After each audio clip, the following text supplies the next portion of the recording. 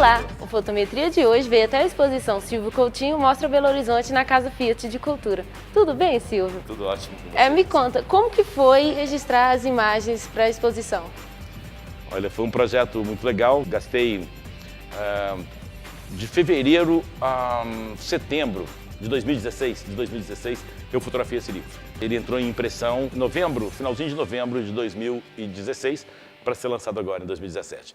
A exposição, ela é uma seleção das melhores imagens que eu apresentei no livro e tem algumas coisas a mais que fazem dela uma exposição, para mim, super legal, super rica. Assim, foram as possibilidades que eu tive aqui na Casa Fiat.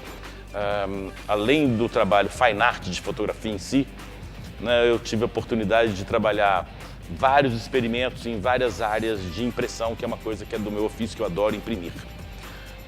O fazer memória do homem, acho que está enraizado em mim, assim, acho que tem na minha veia poética, assim, eu gosto de imprimir sobre todas as formas, todas as mídias, né? Então eu imprimi sobre alumínio, imprimi sobre gravura sobre papel, imprimi sobre acrílico. A exposição de Silvio Coutinho também apresenta uma realização pessoal: as peças em 3D de alguns pontos turísticos de Belo Horizonte.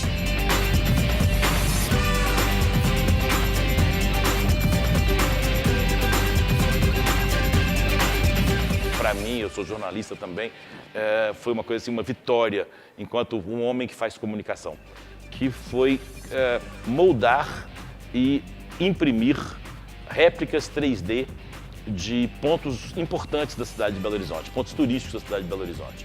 A Praça 7 e o Pirulito, o Edifício Niemeyer na Praça da Liberdade, o Viaduto Santa Teresa, o Mineirão e a Igrejinha da Pampulha.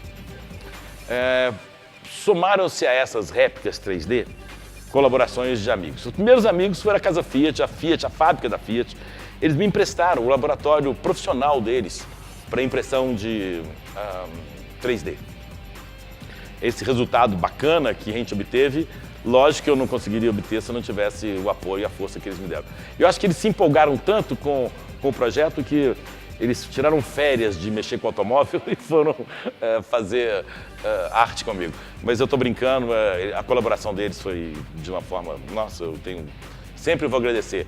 Tudo isso foi feito com um objetivo que é onde eu queria chegar, a história de ser um homem de comunicação e estar realizado com esse projeto.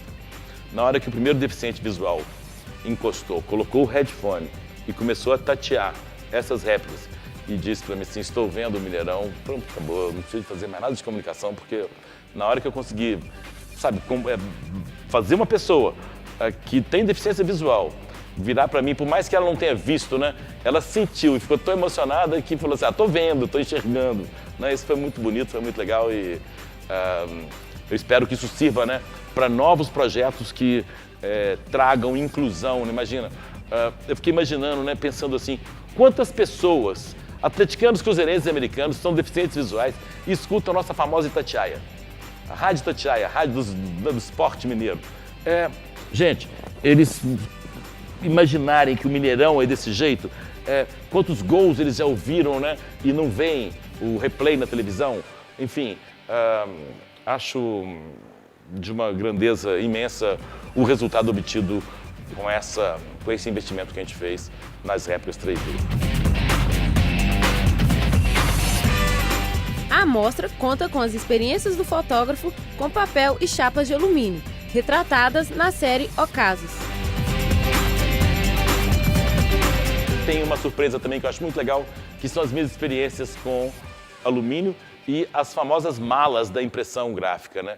Que são papéis utilizados para imprimir, eu trato como ocasos.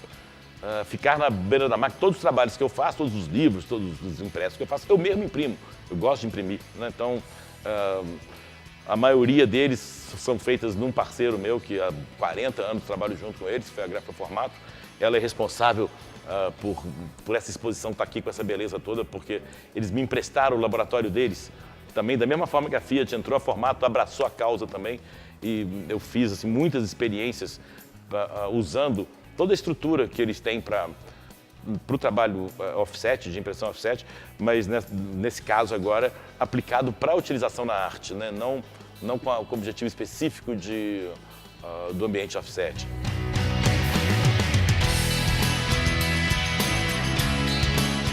A experiência também guarda o lançamento do livro BH 120. As imagens foram feitas com Silvio Coutinho percorrendo as ruas de Belo Horizonte, de bicicleta, que entrou na sua vida após um acidente.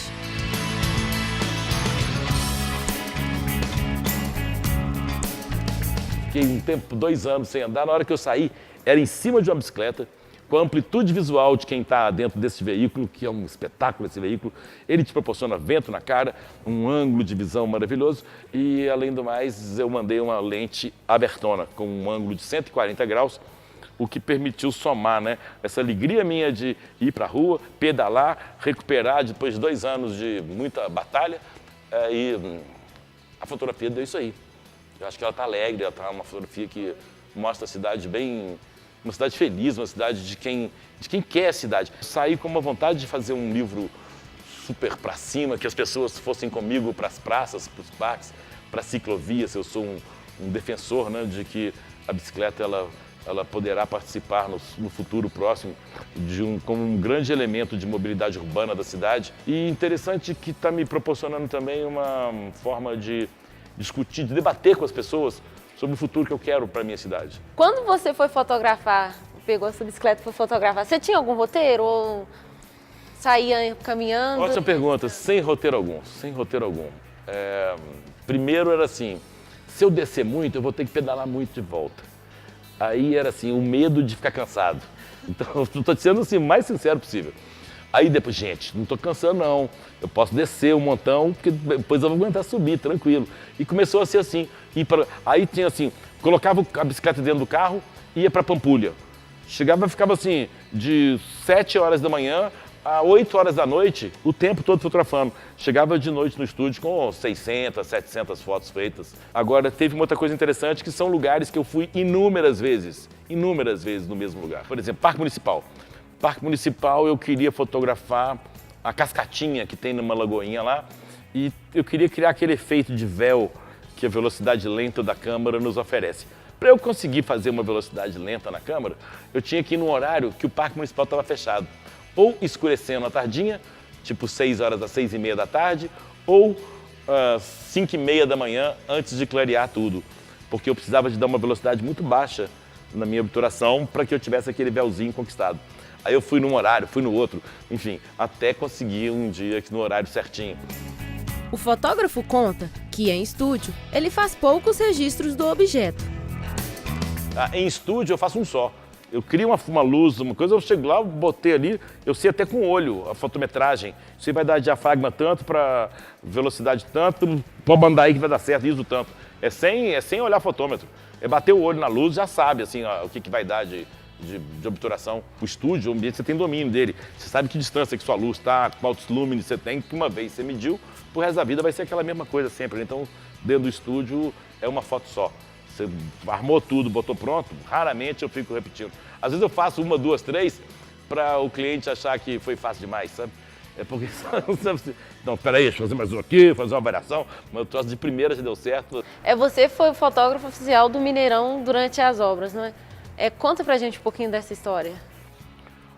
Essa história está representada aqui na exposição, né, com aquela foto que eu não revelei. Eu fiz 330 mil fotos. 330 mil fotos durante 4 anos e meio de obra. Fotos para municiar todos os jornais do Brasil e do mundo. Eu chegava, todos os dias eu fui para o Mineirão, sem nenhum sábado e domingo. Todos, feriados, sábado, domingo, todos. Eu não faltei nenhum dia. Desde que eu entrei para a obra do Mineirão até o dia que ele foi inaugurado, eu estive presente lá todos os dias. Eu liguei uma câmera às 7 horas da manhã e só desliguei ela às 7h30, 8 da noite. Nos primeiros 3 anos, isso aí tudo sendo feito manualmente. No último ano e meio, a gente desenvolveu tecnologia para conseguir isso tudo remotamente. Então aí eu consegui ligar e desligar câmeras do meu estúdio, eu ligava as câmeras que estavam no Mineirão instaladas. Então eu tinha uma câmera fazendo time-lapse, que é uma técnica de fotografia que você dá uma velocidade para a realidade, a velocidade que você quer dar para a realidade. Eu fiz um ensaio fotográfico muito bacana sobre a construção do Mineirão, mas o tema, ele não é Mineirão, não é futebol, é construção civil, construção pesada, sabe? O homem construindo, com uma diferença, né? Um peão numa obra de construção sendo num campo de futebol, você pode saber que a pegada é outra. Eu estou construindo um campo de futebol, eu não estou construindo um predinho. Sabe, o cara que está construindo um campo de futebol, ele fica endorfinado só por poder chegar em casa e contar assim, o time da nossa cidade vai jogar, a seleção do nosso país vai jogar no campo que eu estou construindo. Então teve isso, foi uma coisa muito bacana, que me proporcionou uma relação muito bacana com todos os operários da obra. Na época eu criei uma página que era É Nós na Foto. Todos os dias eu veiculava pelo menos umas 50 fotos de operários, eram 3.000 operários. Todos os dias no final do dia eu pegava e colocava 50 fotos deles fazendo assim para mim, porque eu passava, dá uma clicada aqui, Silvio, faz uma foto minha aqui, e eu fazia. Isso aí foi uma coisa que criou um clima na obra de alegria, assim, de todo mundo curtir ser fotografado. Eu peguei essa fotografia e publicava de noite, eles ligavam para as famílias. Tem foto minha na galeria. Então era o mais barato que virou um veículo de comunicação da obra, onde todo mundo ligava para suas famílias. O Silvio me colocou hoje eu estou na página de capa. Então todo dia tinha uma galeria de fotos que eu colocava nova e que alimentava essa relação entre as famílias distantes. Os caras estavam aqui trabalhando no Mineirão, mas era assim, a maioria era do norte, do nordeste.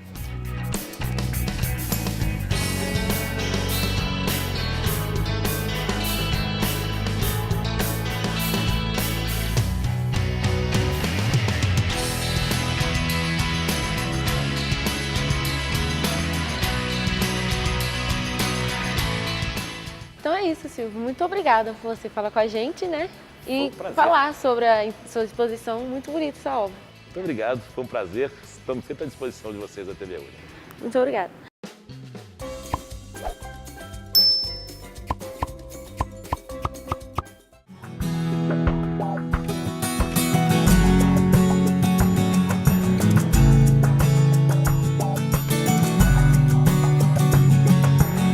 Fique agora com uma dica do fotógrafo Maurício Valadares. Olha, o que eu digo é que as pessoas precisam se informar do que é a fotografia. Como em qualquer outra área, né? Artística ou não, você precisa saber quem já fez o quê, né? Quais são as principais influências, quais são os principais caminhos que outros fotógrafos passaram, né? Não adianta, não tem filho de chocadeira, tá entendendo? Você é a continuação de algo que já foi feito há muitos anos.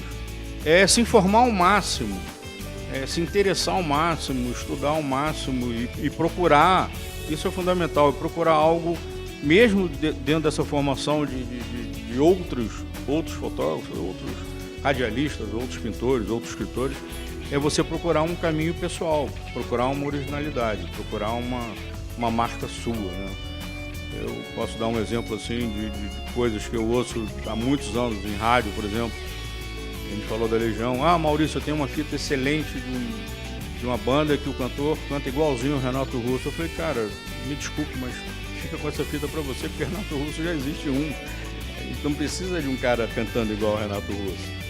Então, sabe, você tem que buscar uma identidade.